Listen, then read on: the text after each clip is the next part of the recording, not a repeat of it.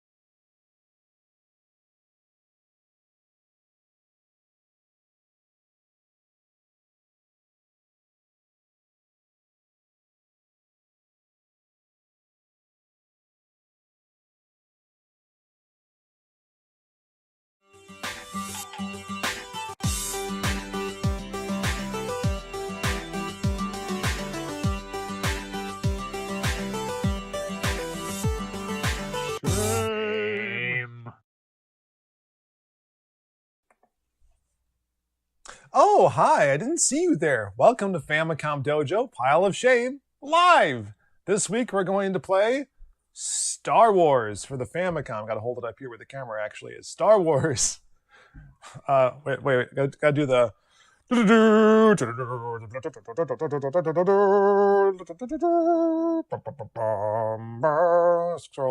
Scroll. Anyway.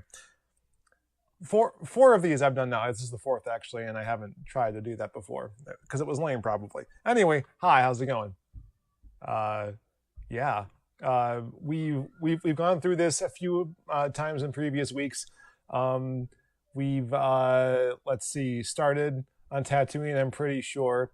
Luke is flying the Millennium Falcon solo. I'm sure there's a pun in there somewhere. And taking on Vader as a scorpion and as a shark thing and as I don't even know what all weird forms these different Vaders took. Finally seemed to fight Vader himself on the Death Star where we rescued Leia last episode. And now we're on episode 4, so naturally we're on Hoth. Sure, why not? We're playing this on the Retron 5 so that we have some save states because this game is hard and I don't want to start all over every time I die, which is frequently. Yeah, I also want to talk about the Obi-Wan show on Disney Plus, which has 3 episodes out now, only 2 of which I've seen. So we'll start spoiler light as we discuss, and then I'll warn you if we're going to go into any actual spoiler territory in case you haven't seen it yet. But let's just say I am enjoying it so far. Who all is here tonight? I know that we sort of surprised everyone with the stream. So there could be it's Satoshi! I'm glad you're able to join us on such short notice. Yeah, like doing this on a Monday, like I barely have any time to reset from the weekend, and I'm not entirely sure if I'll be able to like do it every time, right? So hopefully we can get a more regular schedule and I can actually announce these things ahead of time and maybe play a different game. But we're doing this today because A, the short notice, and B, because I really want to talk about Obi-Wan. So I'll play this game too, I guess. But There we go. Star Wars. Yes, I'm still here. I just plugged something into you. Good gravy. Let me double check my audio here. It feels like I might be out of sync on the audio. Hello. Good? Seems like it's good. All right. We'll just go with that. Okay. Yeah, we are doing pretty well tonight. Hope you're doing well too. Intermittent power outages aside, for you, not for me. I mean, have I? No, it's been fine. Yep, everyone, most everyone's still healthy. No one's deathly ill. They're getting better, let's just say. Everyone in my immediate family is fine. Hope you're all doing fine as well. Yeah, make sure I got the chat open here. I guess enough chit chat for now. Let's go to the retro station. Shame. There. All right. So we left off in Hoth. No pun intended. No rhymes intended. We're underground. For those who, oh boy, for those who joined us previously. Oh no. Well, I guess boy. All right, here's where we are.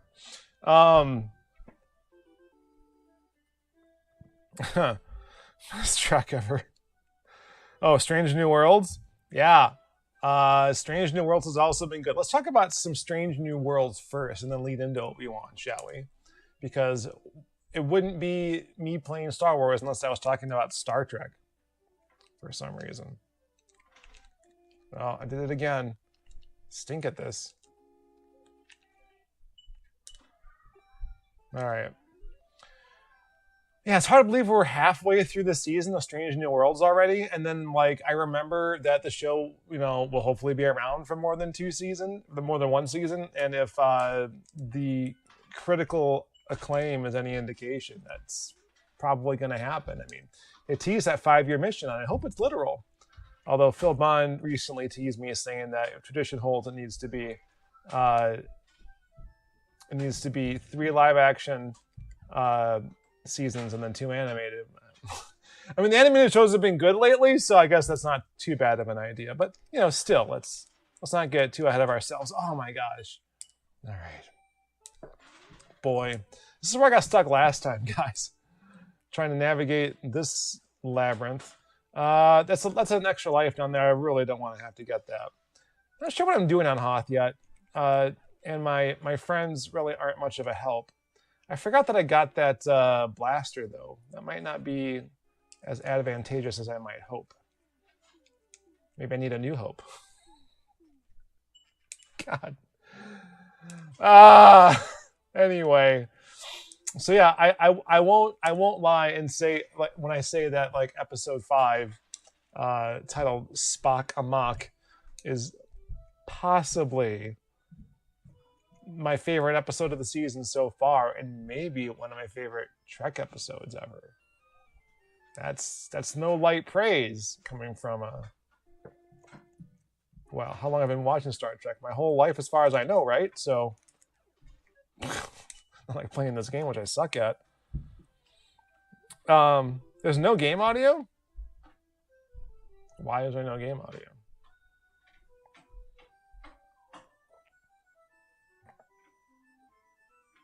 Oh.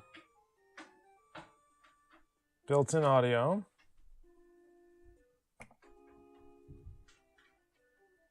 Oh, it did this nonsense to me again. The audio is still gone.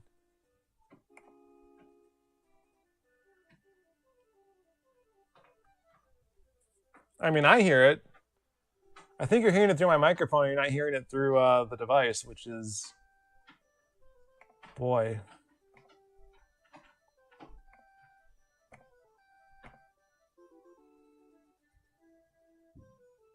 Fix the contrast. Okay.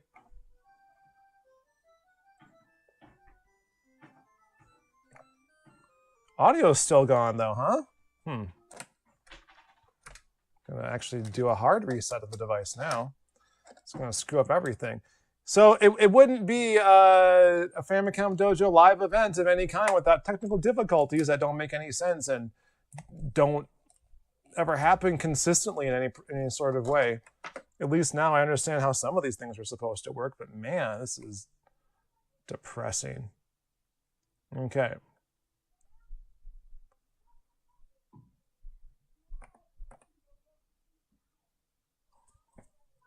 That's so strange.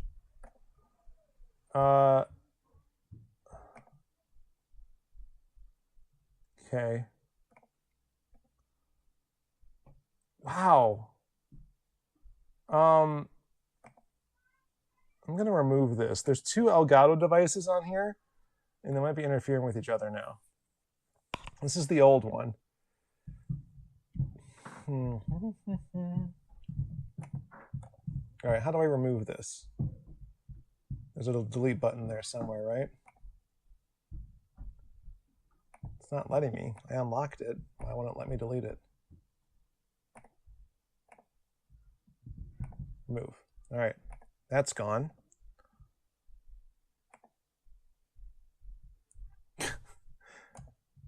Every once in a while when I refresh this, it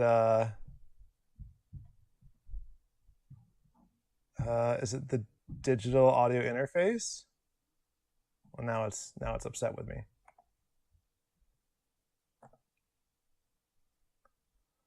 Okay, and then the video input. Every once in a while it decides that the contrast needs to get bottomed out for no apparent reason, so that's nice. How about now?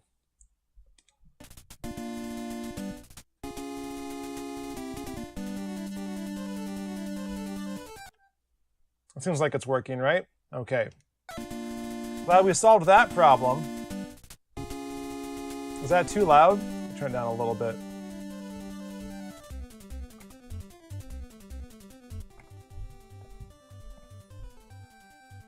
No, the feed isn't just very low. It was non-existent. You're hearing it through my microphone here because the TV is playing it. Now you're hearing it directly from the device, which did not have any audio input whatsoever, so I had to physically, manually change it to the current setting, which is the digital audio interface. Built-in apparently didn't work. Go figure. Anyway. Leia says, ugh. I can't read Japanese that fast. Maybe we should call me a scruffy-looking nerf herder. I mean, I know that's supposed to be Han Solo, but apparently he doesn't exist here. And she gave him a very non-sisterly smooch when I rescued her. She also looked very blonde, so I don't know what that's about. Like, Luke isn't blonde here, so. Who knows what these aliens are, right? Am I right? Alright. Alright! We've made it farther than we made it before, so let's save here. Turn it down too much? Alright, back to 41. Alright. Thank you, sir. Yeah! So yeah, I don't know how many spoilers people want for Star Trek. Yikes! But every episode so far has been more or less self-contained, with character arcs, as it were. So something you can learn about the characters from a previous episode will likely carry over into the new one, but like as for the central plot and dilemma, it's new every week. And in this episode, we're dealing with Spock's feelings about being too human for his fiancée T'Pring, which, if you haven't watched any Strange New Worlds at all, hopefully that entices you. Because what do we know of her from Star Trek lore? Well, she was in one episode, never mentioned before or since, in Amok Time. So the introduction to the episode pays homage to that briefly and then moves on to the main story, which is, I think, wonderful because it's Star Trek doing a comedy episode and it lands. miraculously. So I'm stoked. But there's more to it than that. There's a little bit, you know, like Gilmore Girls-y shenanigans involving Nurse Chapel and whatnot. But oh, am I going the wrong way? Somehow I went the wrong way in all of this. How did I manage to do that? That's amazing.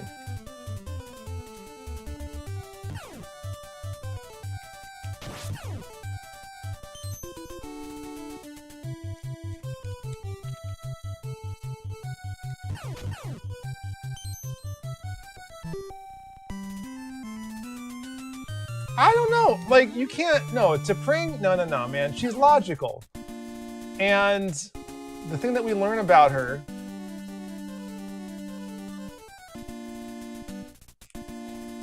is that she doesn't want to be the consort of a legend. They were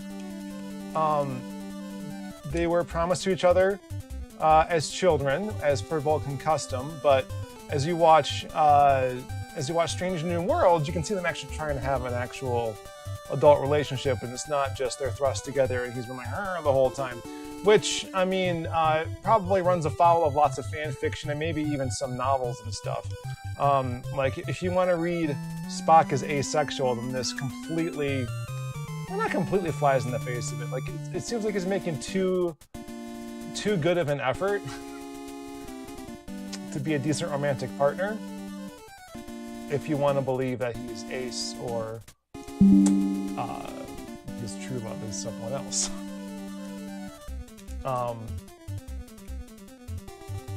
And any of that is still possible given these developments. But okay, oh, I was here before. All right, so I need.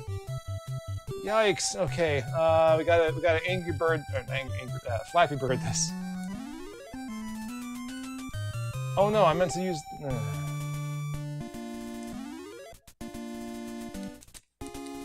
we go. Hey Vader, how's it going, bro? Okay, ore wa I didn't catch it. Okay, he is this critter from the Hoth cave now. Oh lord.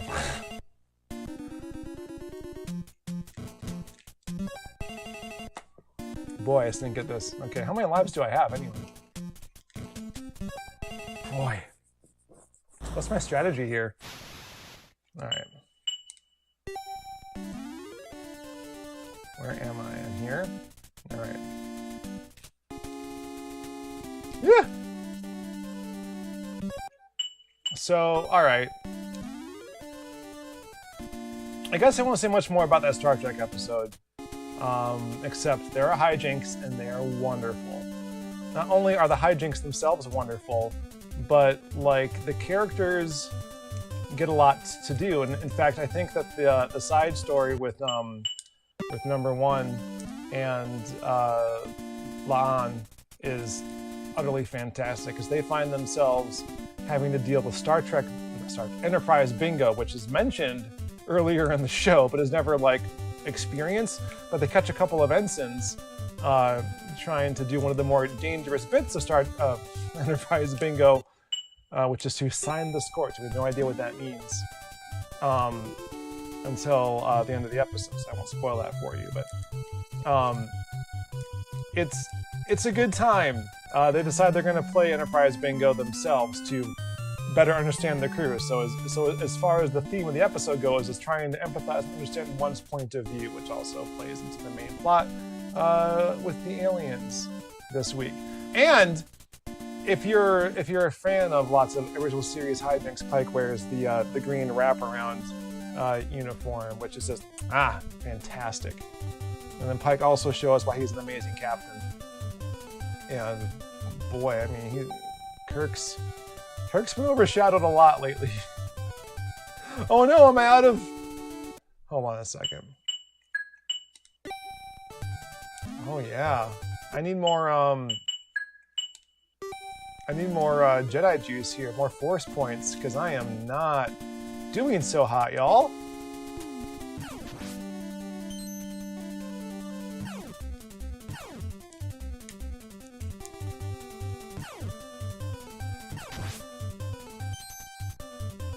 farm them, I guess.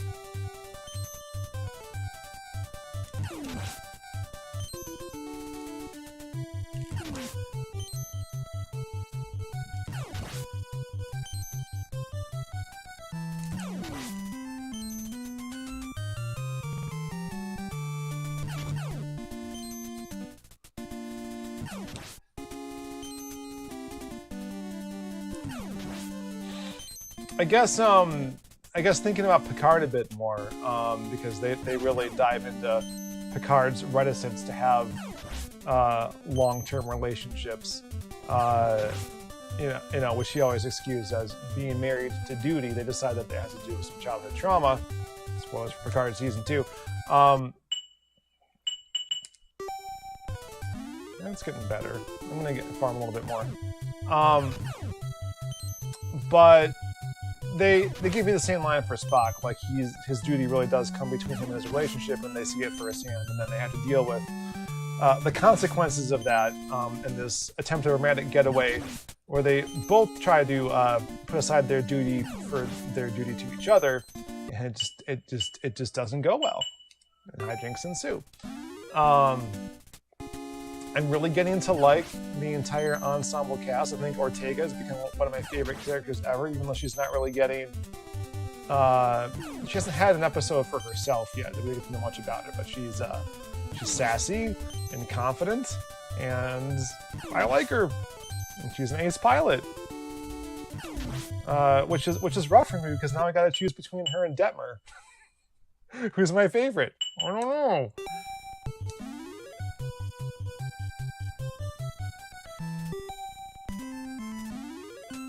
Okay, yeah, I agree. Strange New Worlds is fleshing everyone out. Like, we don't know anything about number 1, right? She's just a competent commander who helps rescue Pike in the cage, and that's all we ever get to know about her. So now we know a lot more about her, like more than she wanted people to know about her, which is great. And so then we get the crew's opinion of her. Which I can spoil this bit, where fun goes to die, or as she calls it at one point. She doesn't mind being Fun's funeral.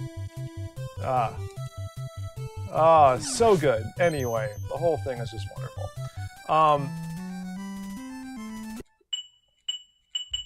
Which isn't to say other episodes weren't good, but this was like a nice lighthearted turn, especially after the last episode, which was very tense, very like Wrath of Khan. Very turnabout intruder, not turnabout intruder. What's the other one? The one with the Romulans. I mean, very similar too, because no one's ever seen a Romulan before. No one's ever seen this race before, at least not until later in the original series. Both by Kirk's Enterprise, of course, which is frustrating. Although I think that they retconned that a little bit with Enterprise. Like, weren't both the Gorn and Romulans in Enterprise? Man, I don't know. I don't know. Let's not think about it. It's like a Spock sister thing. Like, only the people who need to know get to know. Well, that does come up in that same episode that I'm discussing too. So,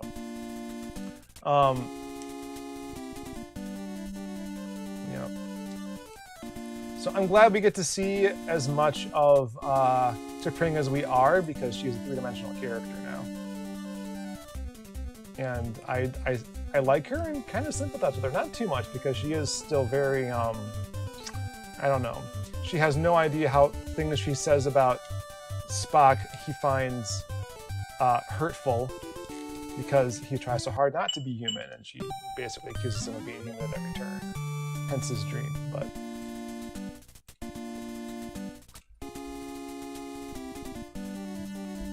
Yeah, dreams in Star Trek, like, I've, as a kid, written, like, Star Trek fanfics before, and it always involves dream, because it's like a lazy thing that kids do. They don't know how to write.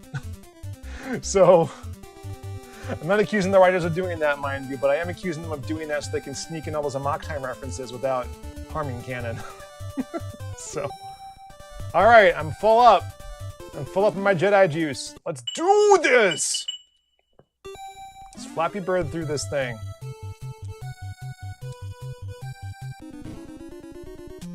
Okay. Yappa beta. Yeah. I don't know.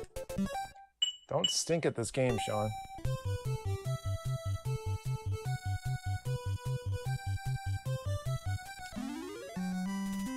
Okay, going only in the mirror universe. I guess that makes sense.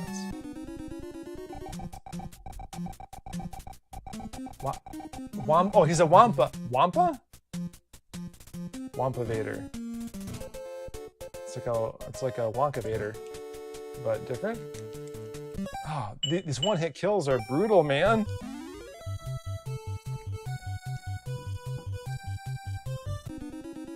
All right, I guess that's enough Star Trek talk. Should we talk about Obi-Wan now?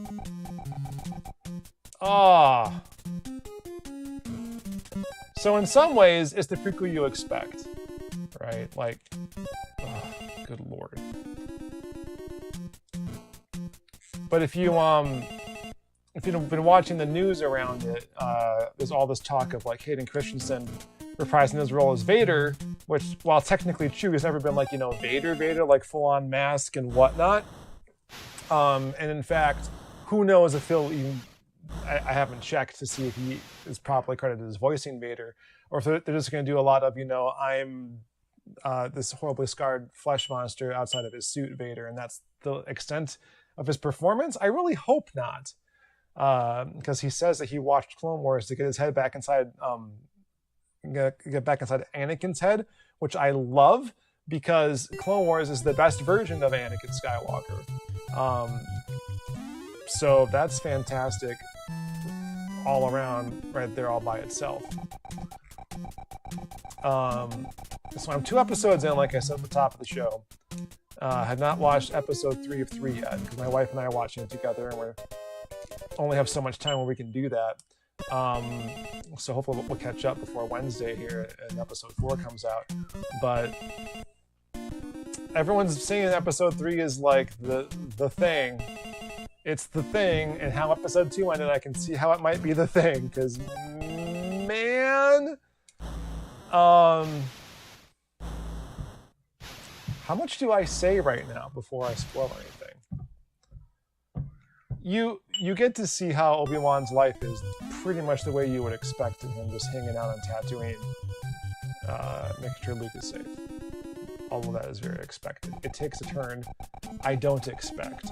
In fact, I was concerned about the implications for canon until I realized that I think everything that's occurring actually not only doesn't counter established events, but it actually explains certain lines of dialogue or certain actions that characters take, even in the first film.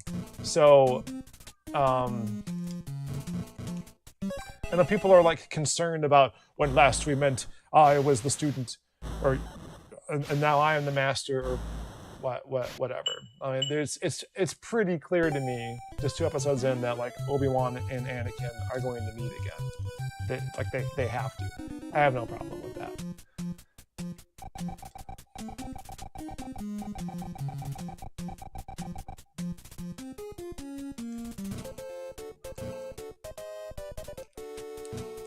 Oh gosh.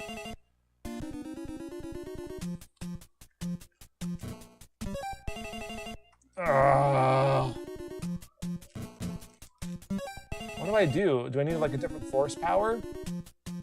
Or do I just let him like run over me and then... Okay. Maybe I have to do this. So when I fought Vader last time, I had to jump over him and hit him from behind. Maybe I have to do a similar strategy here. But yeah, if I didn't have these save states here, guys, we would be back at the beginning of this game, and I would lose all will to live at that point. Or at least live within the confines of this game.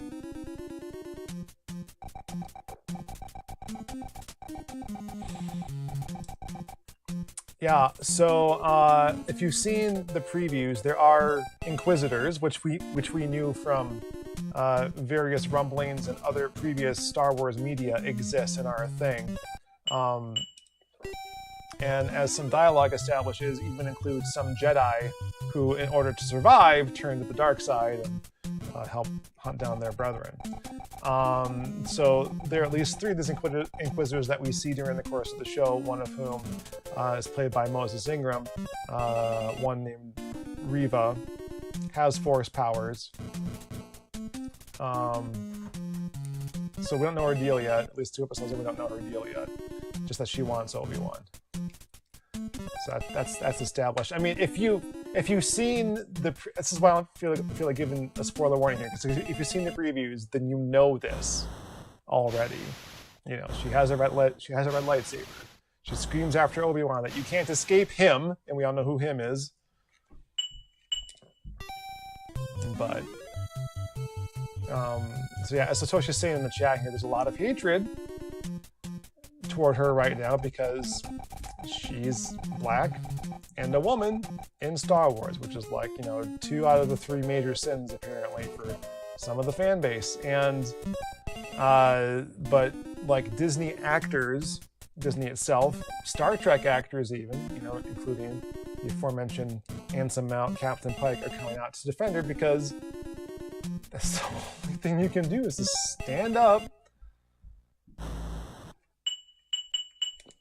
If people don't want me talking about politics when I talk about science fiction, maybe people need to stop being crappy human beings to each other. Maybe let's start with that first. Not complaining about me, complaining about people being crappy human beings.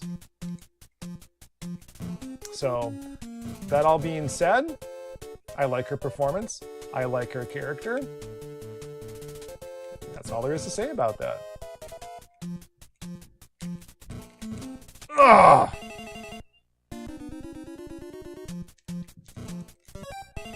Good lord.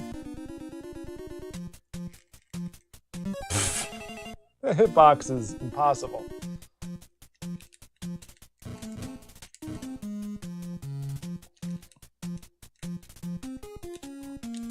Oh, he turned around on me! That jerk. Alright. So let's get through this fight before I go to spoiler territory, okay? But yeah, most of what you see in that trailer is just from that first episode and some of the second. They kept some secrets very secrety, which I appreciated. Because it takes a turn by the end of the first episode that I did not expect. Probably should have seen coming, but didn't expect. There is a scene, and I barely caught this. But there. Oh, there's only 2 hits. Oh, maybe the hits accumulate between my different deaths. No, I can't stand that. We got to keep those lives around because. Whoop. Finally died going through that. I was wondering if I was invincible or not, and I guess I'm not. Just the hitbox is more forgiving on those for some reason. So there is a shot in one of the episodes. The first thing you see is a helmet, and I recognize it pretty quickly as a clone trooper helmet. And I'm like, oh my god, did this person kill a clone trooper? No, it's being held by a clone trooper who's got the helmet off. He's like, you know, very bearded and grizzled, much like Obi-Wan himself. And it's totally, what's his name? Let me look this up really quick.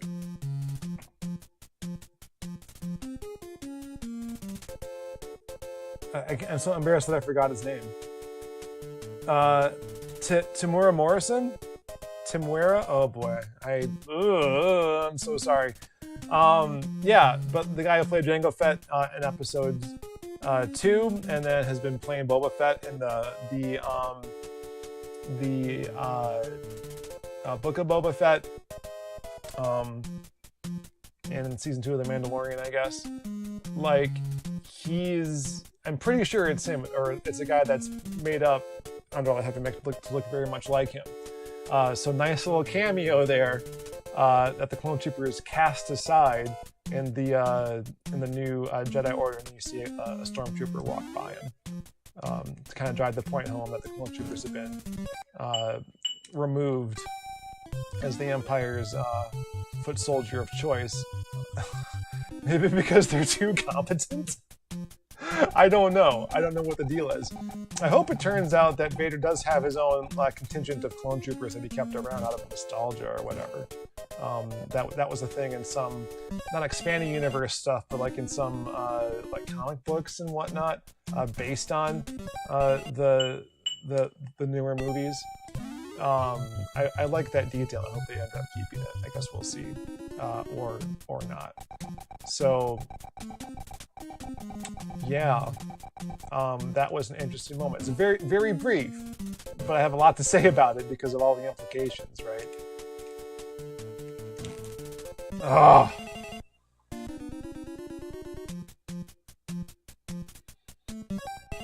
Yeah, Moses Ingram is not a bad actor, and her character is not a bad character. It's just, yeah, there's no excuse for it. There was a moment I turned to my wife when we were watching one of the episodes, and I'm like, I'm surprised she let that guy live that long. She seems... So there's certain questions, right? Like, is the Sith rule of 2 not in effect anymore? Or is she just like an evil Jedi at this point? Like, how does this work?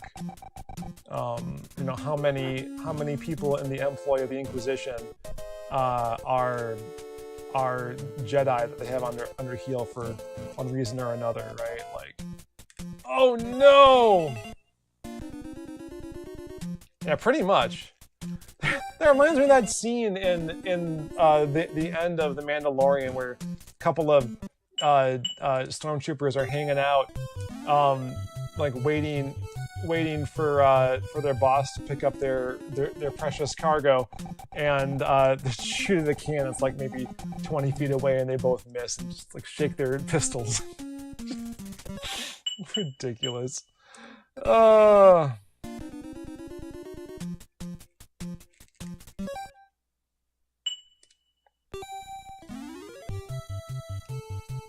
See, no, the racists don't like the fascist character because she is overtly fascist. No. They need it to be low-key and reasonable. Otherwise, they can't defend it.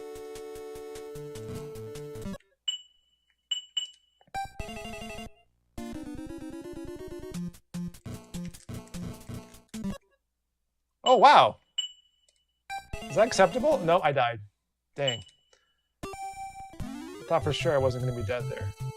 Alright. Okay, how many hits is it? Is it just the 3 hits? And I'm just that weak sauce at this game that I can't handle it? Okay, jump. Ah! And weak sauce. Alright, I'm going to go through this and then save it on the other end. Because I'm sick and tired of doing that step of this.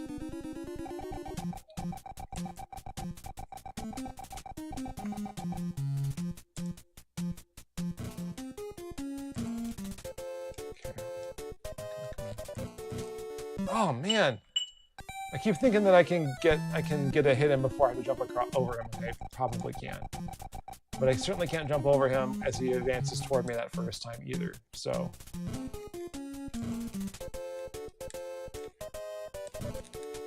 Ah! Okay. If he's pointing at me at all, I cannot hit him. I have to wait for his back to be turned every time I'm thinking.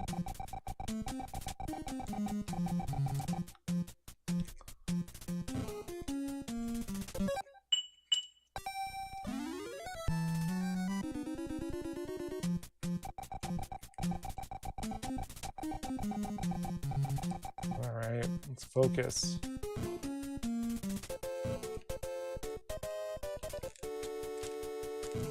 Missed. Oh, man! Alright, I have an idea here. This is a world where, like, Han Solo doesn't exist, right? Like, he's supposed to help me with this guy. No, he helps me afterwards, right? So let's try nothing, okay? Obi-Wan, he's still alive after I fought Vader. Not canonical. And Leia, no one's of any help to me whatsoever.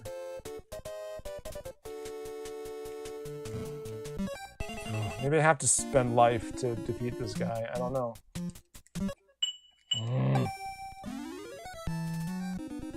Come on, Hoth. Let's do this. We got...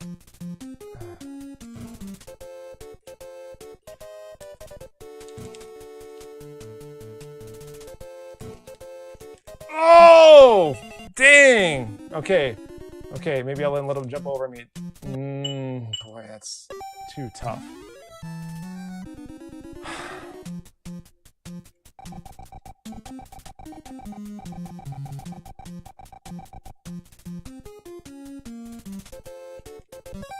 Hold on, before I continue, I want to make sure that I didn't miss something in the Ghostbusters. Shoot.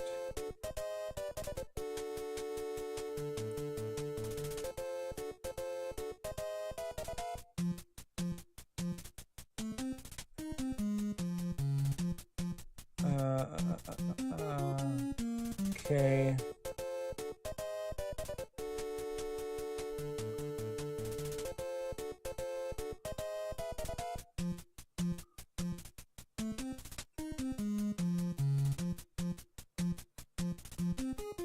Okay, 4 times it says, right? So I didn't miss anything else in the cave here to defeat Wampa Vader here.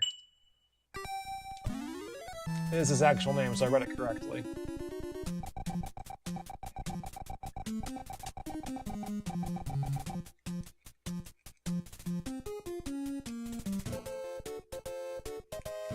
Ugh!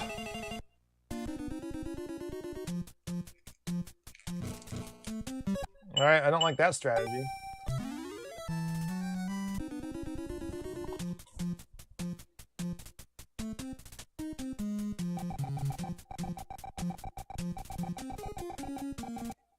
I'm going to save here instead, just save us some time.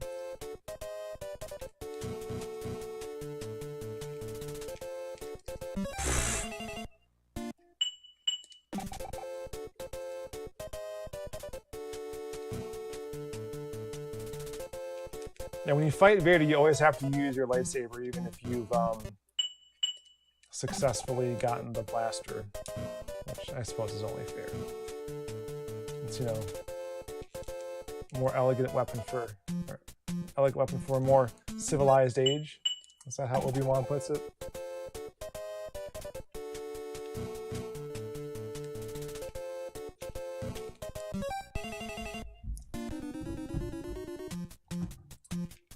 My question is, how does a Wampa survive 4 lightsaber hits?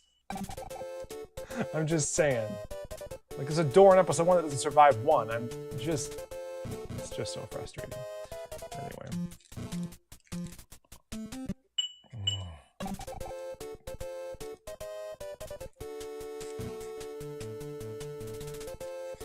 Nope.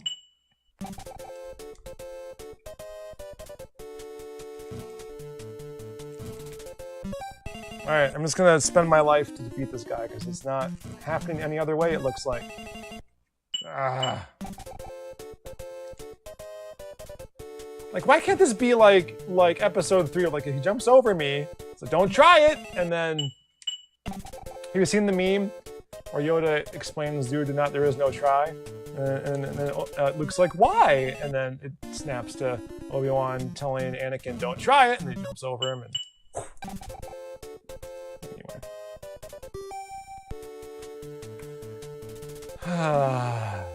Endless source of memes. I hate sand.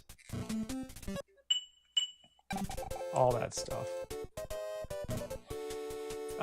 So as you might guess, the story takes place 10 years on from the end of episode 3, which puts it halfway in between that and A New Hope.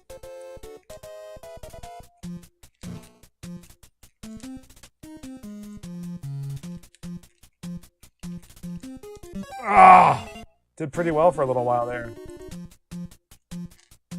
Make it one of those flash things? I don't know. Oh, I could use the I might need a direct lightsaber hit, but let's try it. Yep, it needs to be a direct hit. Can't cheat that one. So yeah, we can see how Obi-Wan's been living, and we get to see what pulls him back into action, that there's a TV show to even be worth telling about. Because if he was just hanging out in the sands of Tatooine the whole time, there'd be no story here. But something has to happen for certain dialogue and character actions to make sense in episode 4, and this appears to be that backstory, as I said before. So I guess that's all for me to say. That we're getting close to the end of our time here, and now I will issue my spoiler warning. I will mention what seems to be the thrust, or at least the initial part of the story that gets Obi-Wan back into the thick of it. And that's because someone has kidnapped Princess Leia. Although she insists that you don't call her that. She's supposed to be 10 years old, but I'm pretty sure the kid actor playing her is younger than that, or she's just a very, very small 10-year-old. But you know, she's a kid actor, first of all, but she's appropriately sassy, I think. And I just remember like how much crap that I need fewer hits. I remember how much crap that Jake Lloyd got, and he didn't deserve it. This kid's getting some of that same crap. She didn't deserve it either. She's doing a fantastic job. I don't want to hear it. The only notable thing is that during the kidnapping scene, it's a little silly how easily tripped up the kidnappers are by the foliage. But as one reviewer I watched put it, and I don't remember who this was, you don't want to make that too scary, because this is a show for kids. Like, you know, you're meant to be able to watch this like PG mostly. And like, if they make that too scary for kids who are watching, they're not gonna want to watch it. And who cares what kids think? It's like, well, where are new Star Wars fans gonna come from? Just trying to point that out to you there, buckaroos. All right, good enough. Let's get out of here.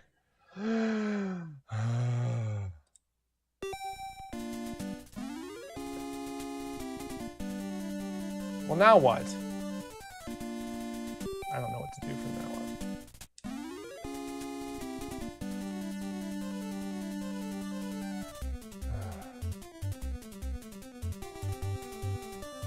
Where do I go? I wasn't prepared for this. Okay, I can't go this way. Oh, where do I go? What do I do?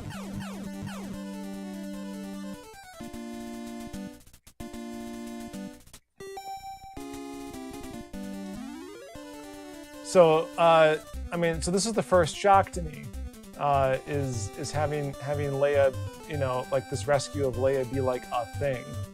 And I was concerned what this meant for how the overall mythos is supposed to work. But then I remember that, like, Leia in episode 4 knows who Obi-Wan Kenobi is. She knows him by name. And I know that's introduced as like, you know, you fought with my father in the Clone Wars, and that's less like, that's just how I know. This is more like an appeal to his whatever, you know, the help me Obi-Wan Kenobi, you're my only hope bit. It's like, how would she know that? She has a personal connection to him, and this is the story of that connection.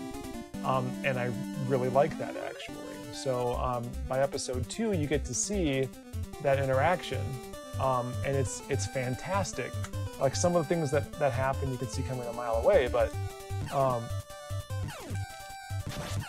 it doesn't make it any less good and work. I don't think so.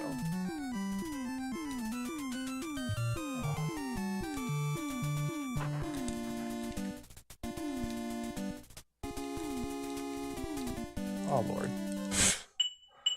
I don't even know if I'm supposed to go this way. I'm going to cheat. We're running low on time, so I'm going to cheat and see what I'm supposed to do next.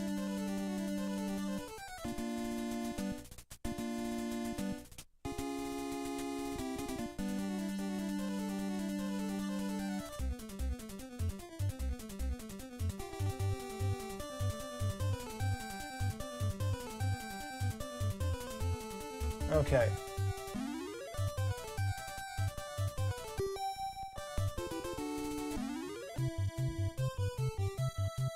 So it says that if I don't have enough force crystals, I should just die and get to the other side of those spikes. I do have enough force crystals, so I'm not gonna die. And then I'm supposed to go through here. Ugh. Can't even crouch when I got the levitate on. So I've been through here before. If you saw last episode, Not here. Oh, there we go.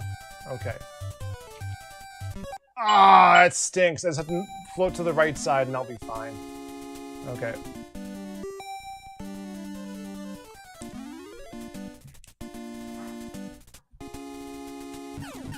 Nope, can't crouch. It stinks. Gotta use that power, man. Alright. Let's get through here. Let's be done with this. Oh boy. Now what?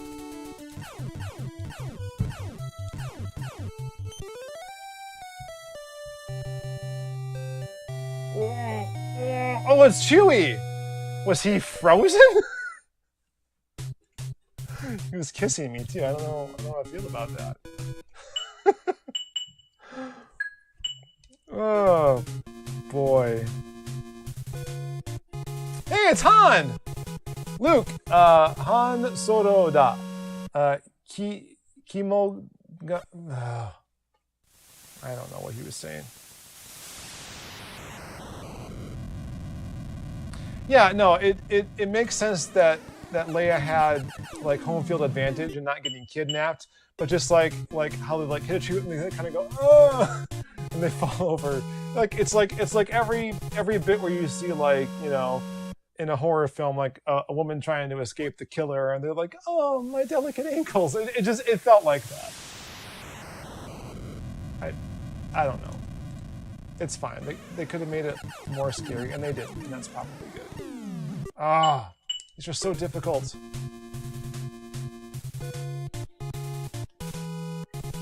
I'm having the New Glarus 2 women tonight.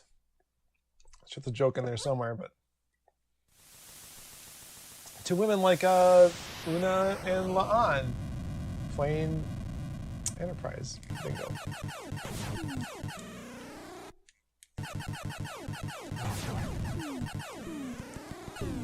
Nope.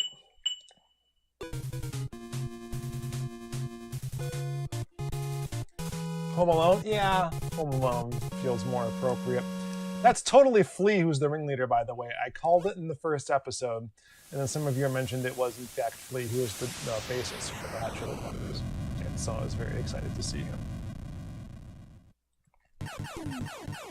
Yeah, I don't know. Is episode 6 on this cart? I have no idea. I assume. I mean, it's a Famicom game, right? And it came out in '87, I think. So I assume that as much Star Wars as they could fit into this game, they fit into it.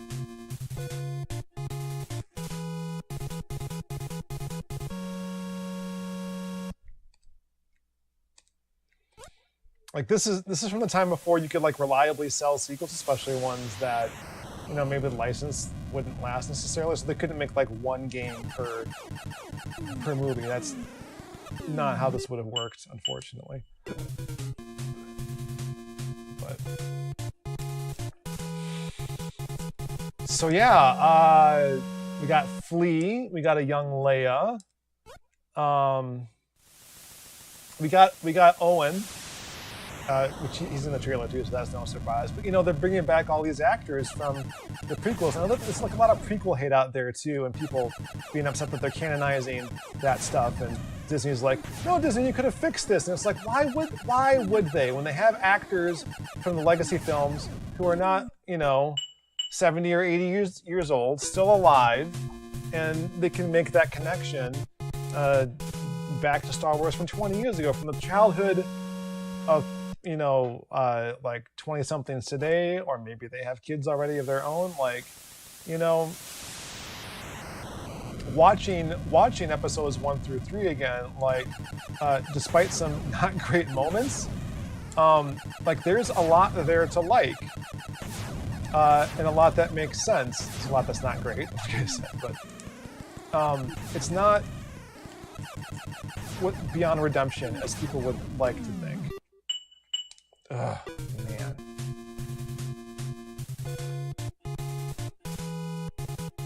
He was in the third Back to the Future movie?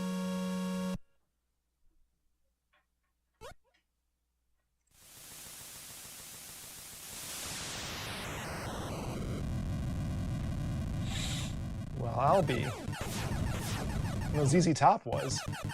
I just shared on the Two Boobs channel Facebook page the RoboCop gag.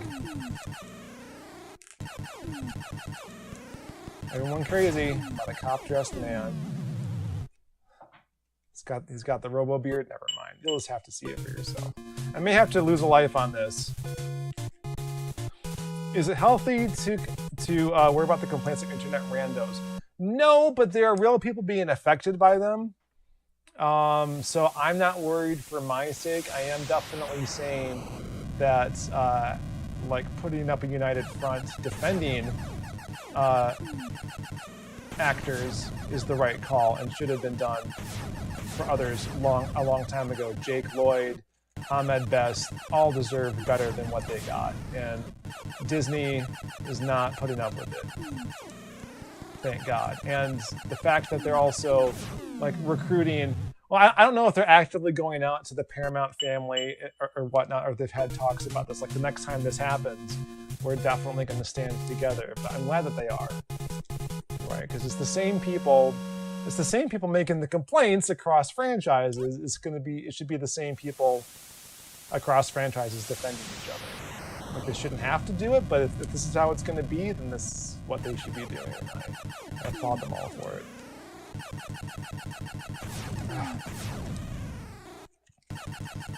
So part of it is if I go too far afield of my navigation here, like I'm hanging out by the horizon there, I can't. I literally can't get any lower than this, so I can't like really follow these guys around too much, or yeah, I'm just gonna lose that life. I need to continue. Am I on Endor? Looks like Endor, doesn't it? I'll just save that. I'll have to earn my blaster again. All right, 15 minutes, y'all. 10 minutes? 10 minutes. Not even 15.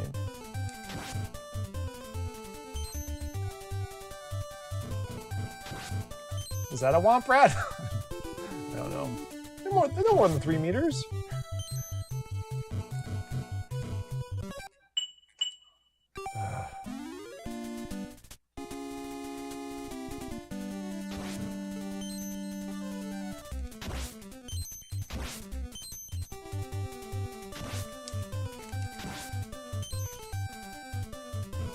Is it 2 meters? No bigger than 2 meters. Whatever. That's the height of a human. Like an above average human height. So let's not pretend like that's not huge.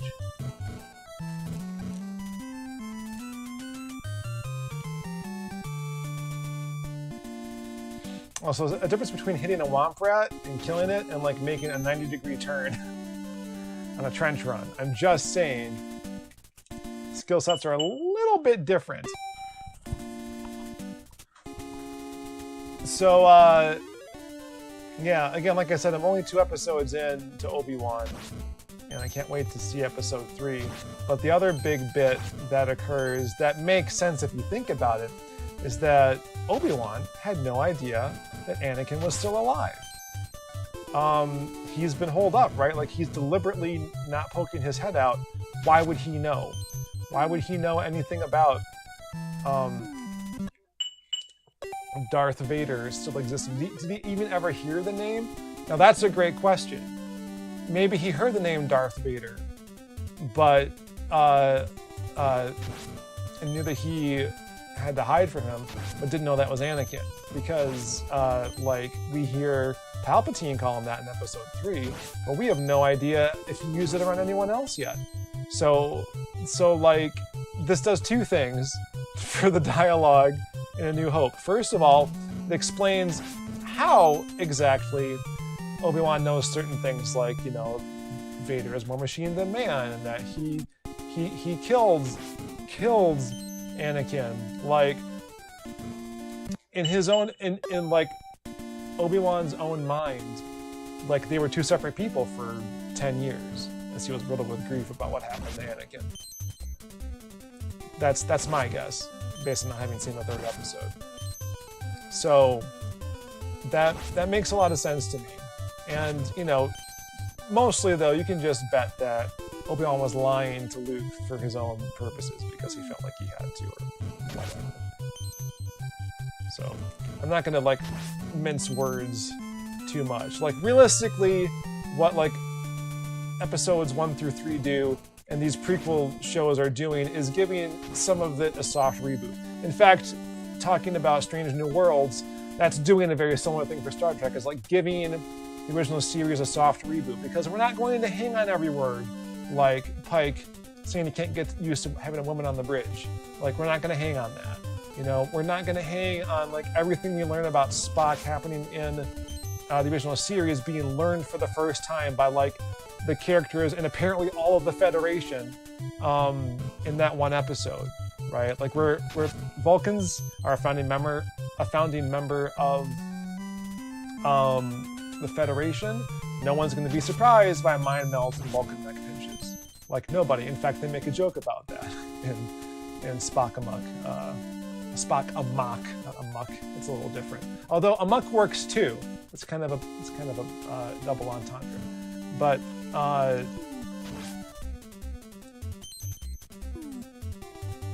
hold on, sorry. Gotta concentrate on not dying for a second here. Ah! And I failed. Oh, I'm on Yavin 4? Okay, good. I was expecting to come here immediately after the Death Star. And so now... Oh, that is Yav. Yeah, okay, yeah. I got it.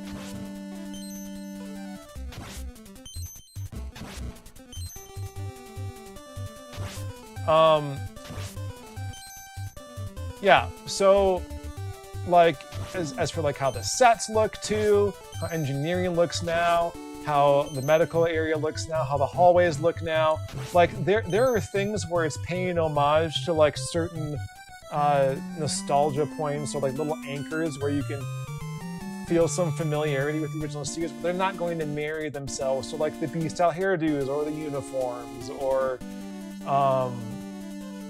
like the Tellarites apparently also being a founding member of the Federation, but needing to be treated with kid gloves. Like they're not going to do that stuff because there's a lot more history now and things fleshed out, and they're going to make that more streamlined, just like episodes 1 through 3 did for the original trilogy, and people don't like that. So it's fine. It's fine that once you have more information, you go back and you retcon things a bit, especially when you're dealing with multi-decade franchises. It's fine.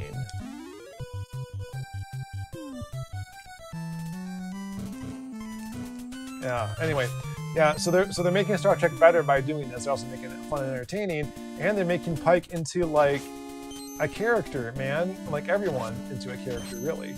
Like I don't necessarily need a backstory for like Nurse Chapel and Spock, but I'm enjoying the turn. They didn't have to do it, but it's interesting enough to justify its existence. What are these things? They're like little ETs running around.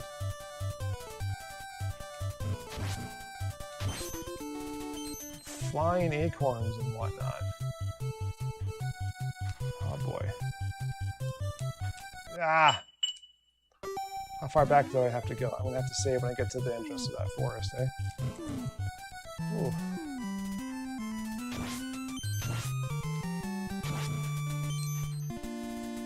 Alright.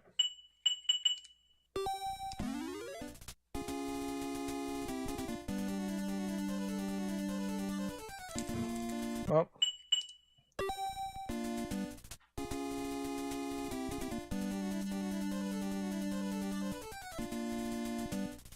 Yeah. No, you're right, Satoshi. Like, both of you guys are right. Like, you know, the story being written as it went along is true. So you can't hang your hat on specific things that you heard or saw because they decide later, oh, that wasn't very good as a story. Sorry, we said that. But on the other hand, they could have maybe altered some of the dialogue and the special editions or whatever. I don't know. Like, they didn't really go about and change the story with the special editions. They just added some visual elements, like, you know, you're familiar with the site of Coruscant, for instance, which you wouldn't have been before. Or, you know, it wasn't completely self-indulgent. They were trying to make things a little more cohesive. So I don't mind that they have gone back. Well, it was weird. Did they overdub the stormtroopers to sound like Jango Fett? I don't remember. Hopefully they've undone that and been like, oh, that was a bad decision. I don't know. But like, you know, having them be like conscripts and people and not clone troopers who we saw being completely competent just makes more sense. But you know, so there's missteps along the way, certainly. But,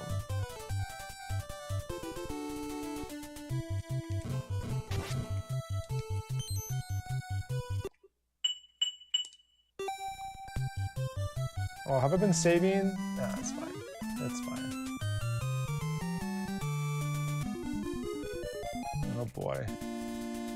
Did I not do something right? Okay. Okay. Because here I am again. I don't want to be here again.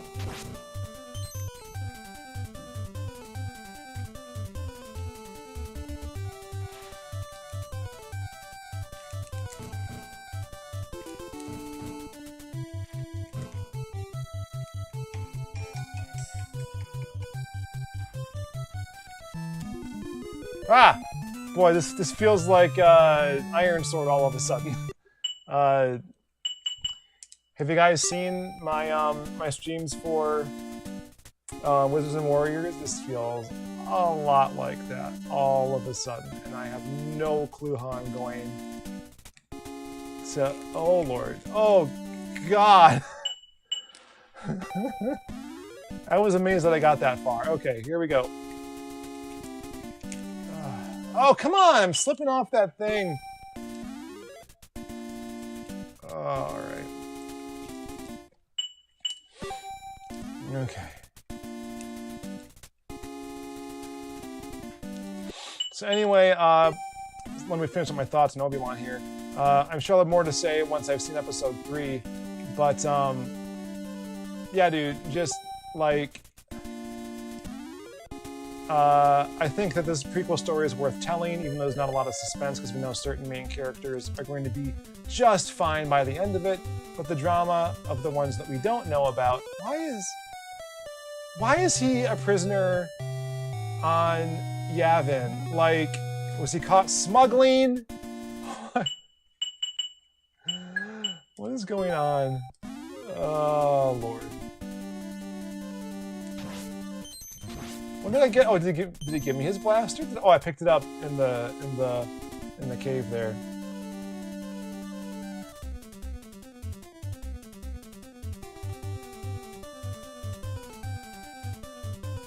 Yeah, the stealth edits. Ooh, apparently that's a deadly swamp. Some of the stealth edits I agree were not necessary or nice. It's not perfect, mind you, but like overall, like the intention isn't necessarily bad.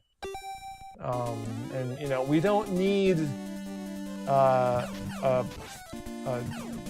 Twi'lek nip slip in Jedi. We don't need that. It's fine, you guys. Don't know what I'm talking about? I guess look it up. It's fine. Like I said, don't need that. Not necessary. Also, is it Twi'lek or Twi'lek? I'm not sure. Anyway. I'm certainly enjoying, speaking of prequels and other, like,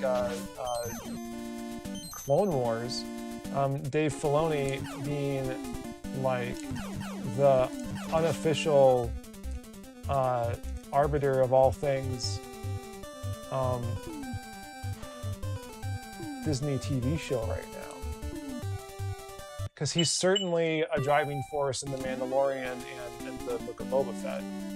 And now we're going to have an Ahsoka series. So, like, we're canonizing thing seen in animated form that, you know, imagine y'all that you are one of the big fans of the expanded universe, and how much you wish that the stories that you loved and grew up with could be recognized and continue. That's what's happening basically with Clone Wars and the like. Like, this is the thing that you wish could have happened. It didn't happen for those things. And I think there's no reason to begrudge anyone else for having their stuff. Oh, I didn't really need that. For having their version, their expanded universe be acceptable. Dang it, I wasted my floaty power. Anyway. So, I'm enjoying that Ahsoka is around, and we're going to see some more Ahsoka stuff. I'm enjoying the post-Empire stuff. And if you're going to hate on the sequel trilogy, whatever, dude. I mean, I'm sure there's going to be some bits that feed into that eventually, but they're going to avoid it for as long as they possibly can. Not because they're embarrassed by it, which I'm sure some people will claim, but because it's just not necessary. Although we got some of that with building the Jedi training facility in Book of Boba Fett. So they're bringing it all together. They're making it a useful, and I really appreciate that. So, especially you bring aboard somebody who was so instrumental in making, like, the part of the prequel movies that I enjoyed so much, like, really helped bring it all home instead of rewriting all of that. Again, like the expanded universe, like, it's important that stuff got recognized. You know, and maybe not every little detail again is gonna come over, but we're gonna have things like, you know, Obi-Wan had a love interest in Clone Wars, y'all, and will we see her again? I haven't seen enough Clone Wars to know if she escapes alive or not. But there's lots of possibilities if you consider Clone Wars canon, and you consider bits of dialogue from the films, and other stuff that we may have seen or been, you know, rumored to exist. So,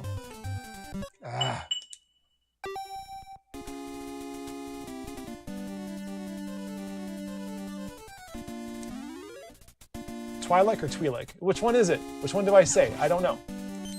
I've never been sure.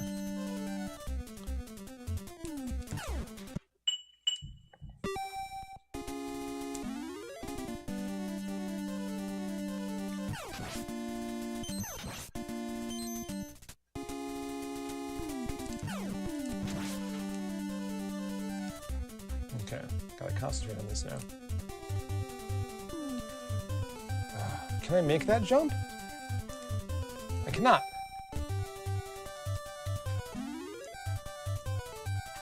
Aha. Bite me. Okay. Don't need it here.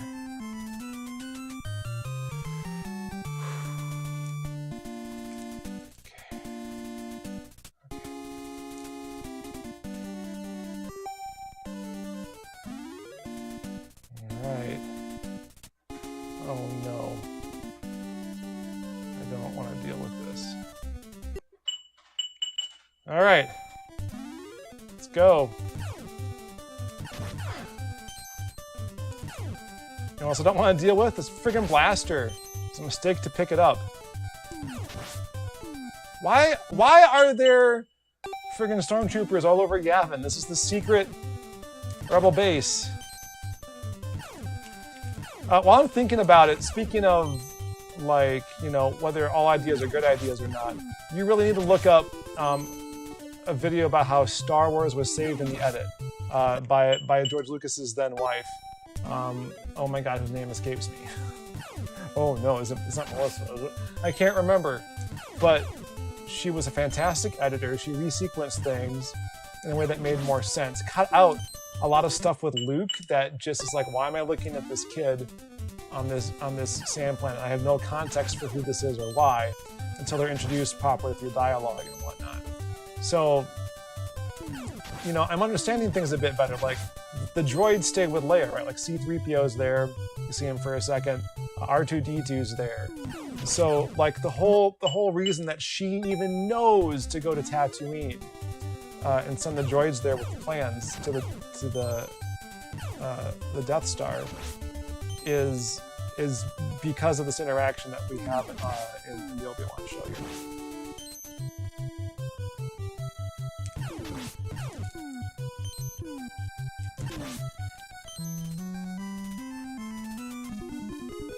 Oh, it never ends.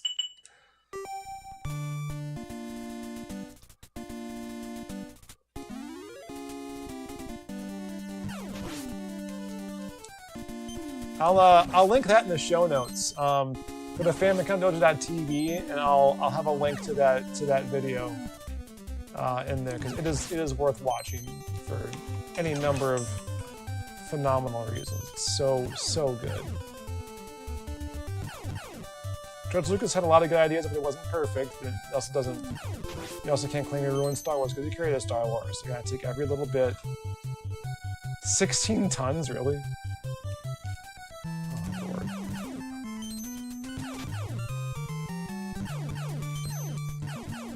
Ah! Oh, come on!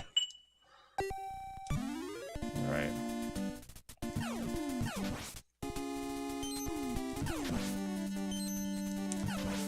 Get that Jedi power back. Get all that Jedi juice, yo.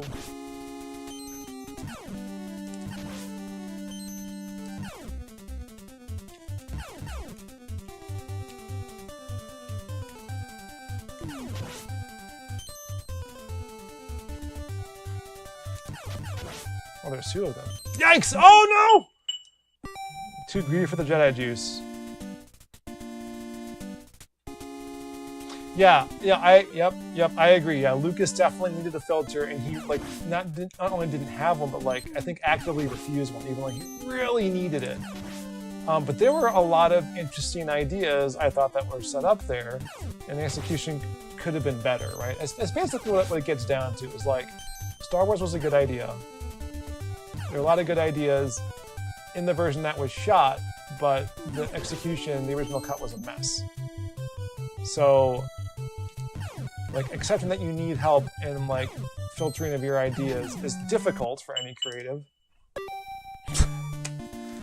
But almost always necessary, because different perspectives matter, different ideas, different ways to go about the same thing, or just better ideas in some cases. Different/better ideas. So, they didn't do much different. They didn't reshoot anything for the original Star Wars. They did a little bit of ADR, or they moved dialogue from a different scene over another unrelated scene, right? But that was all editing. They were able to craft better, more engaging story out of essentially nothing. Or sorry, essentially what was already there. It's like the judicial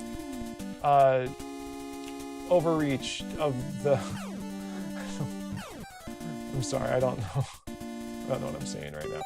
All right, hold on. I am a little over time, and I need to figure out what I'm supposed to do here.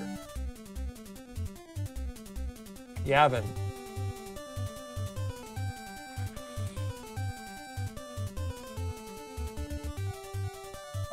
Okay, talk to Chewie.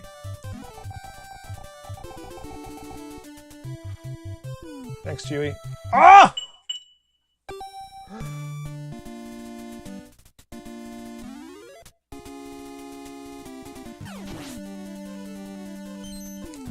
So I guess in a similar token, 50, too many years, 58 years on, Strange New Worlds is such a much better version of the original Star Trek pilot, with nearly 6 decades of hindsight to make the Star Trek universe more fleshed out. And that includes, guys, stuff that happened in Discovery. They're not ignoring it or even downplaying the events of Discovery. It is canon. It is part of what has happened in the Star Trek universe. And I'm sure, if Star Trek's around in 50 more years, they're going to rework and undo some of those things. But, as it stands in this current batch of things, you don't need to know anything about Discovery really, because they'll tell you in flashback the pertinent details that Pike knows about how he's going to end up about 10 years hence. And they don't beat that to death, thank God. I was really worried they were going to. They spent a few episodes kind of hemming and hawing over that more than I would have liked, but like, it's good and it works. And that's just what you gotta deal with. And you can ignore the bits that you don't like, which is, you know, for franchises as old and storied as this, is just what you got to do.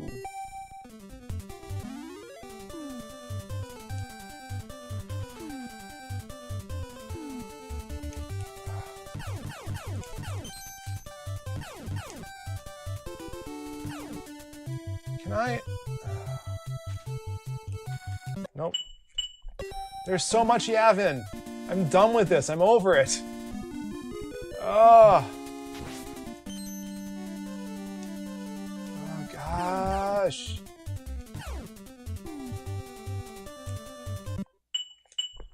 All right, I don't want to use my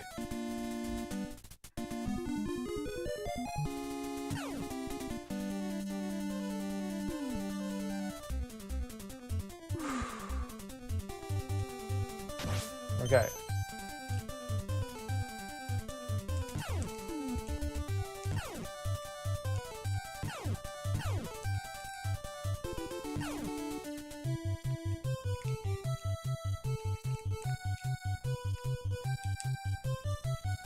Too high. Alright, maybe I gotta do it here.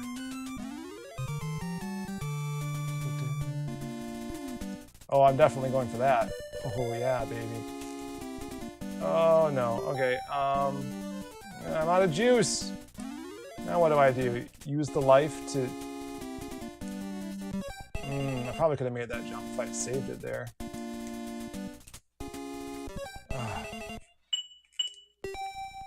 Alright, last time through, and then I gotta quit.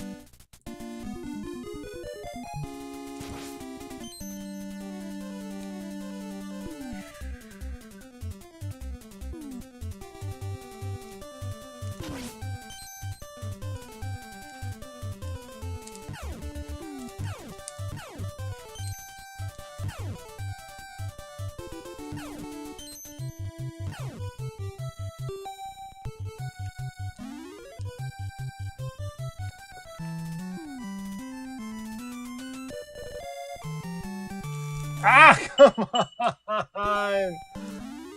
Alright. I lied, this is not the last time.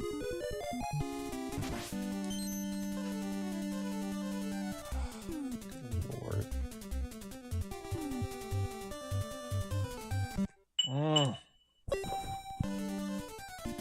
Why are there stormtroopers in the Yavin base? That is my question. It doesn't make any sense. Gotta reuse those sprites, though. Only so much space in this game. It's a reason for everything, I suppose. Ha! Alright, so I can go through the upper ones with a little bit of skill and patience, eh?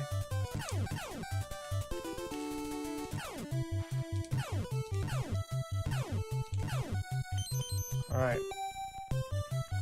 Still don't have enough for another trip, but... Alright. Alright.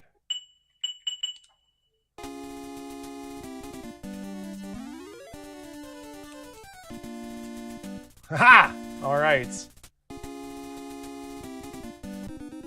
Oh, I don't wanna! You can't make me!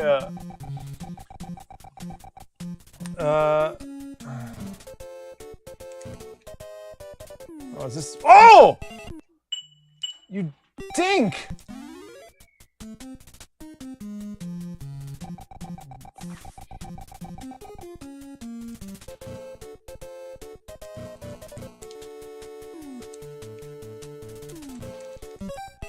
Oh. Alright. Alright. Alright. Turnabout's fair play, right? Like Let's do this. Why is Vader on Yavin?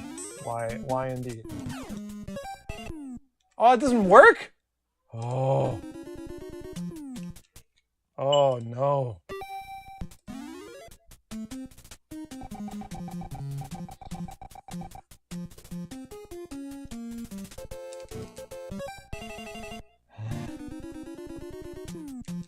Oh God.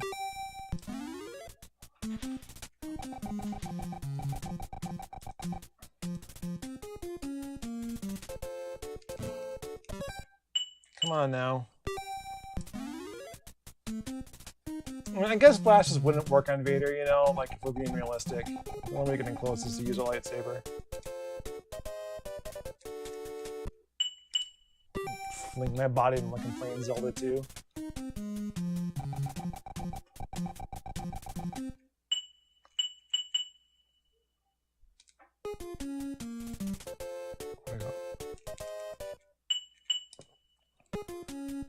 Luke をこれがCyber. He say it was Cyber Vader? Saigo no. The last? Oh.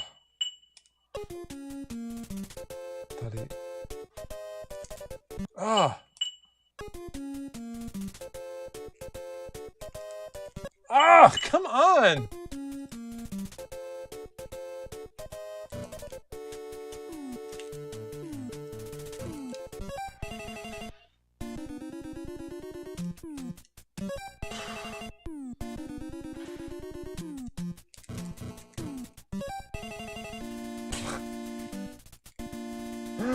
All right, I'm just gonna get through this. No.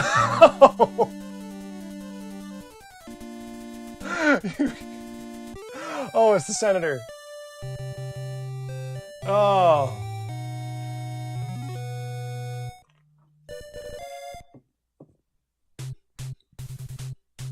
Now we're in the X-Wing. All right. Let's save it here and be done. Don't switch. Let's okay.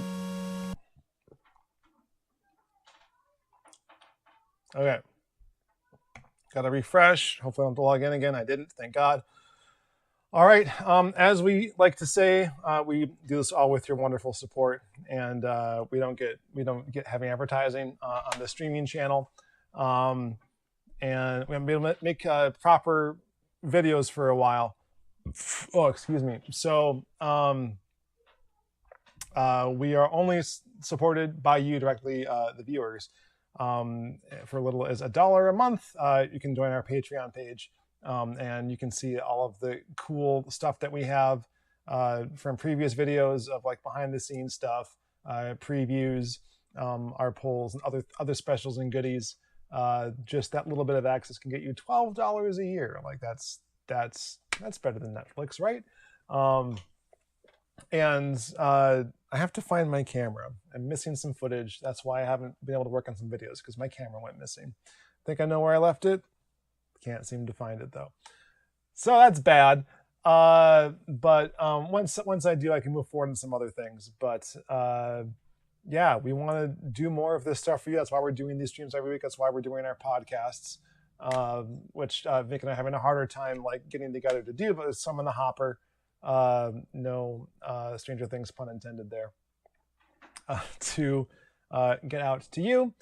So our biggest contributors are whales, as it were, if such a thing exists in the Famicom Dojo world. It's definitely you guys in the good way about that, though. For the month of June, our Dojo disciples are Andrew Greeley, Chris Berkman, Colin Swinburne, Daniel Hathcock, Earl Grey III, James L., and Lena Blue. Thank you all so much for your generosity through the months and years. All of you. There's more at the, you might get a t-shirt level. There's more at the extra credit level. Like, you guys are all awesome, and we got to spend some more time to get you more good stuff. whether it be in the form of this content or goodies. Like you can get a DVD if you pledge for that Digital Disciple right away. You'll get a T-shirt over several months, and we're going to do something special for the T-shirts this year. It's going to be about that time, isn't it? I think it's going to be a little different than the previous years, but yeah. So if you want to see more of this Star Wars, leave a comment in this video. Don't say in the chat right now. Like leave a comment in the video once the stream's over, because that's how we know what we should do for you guys. We did have a poll though. We're gonna try and go through those things. So look at the polls and stuff, especially if you become a Patreon supporter. You can see what those polls are and what we're going to go through next. So we've already done the Star Wars game. We've done Donkey Kong Country. We've done Mario Sunshine. There's a fourth game in that we have to get to next, and I forgot what it is. Different system though. They're all different consoles. So is it an N64 game? Is it we did GameCube? Is it Super Nintendo? No, it's got to be N64 or Switch. I don't know. I don't remember. But we're going to go through those. But that's also why we have been doing multiple episodes, because it's like you guys ask for it. Seeing like just for 1 week and then moving on, not good enough. And I'm enjoying this. This is fun. And I have an excuse to talk about Star Trek while I play Star Wars. So, what's better than that? But cool. So thanks for joining us this week. And until next time, the dojo is in a galaxy far, far away. In the present day, not a long time ago. Whatever. Okay, bye. Famicom Dojo.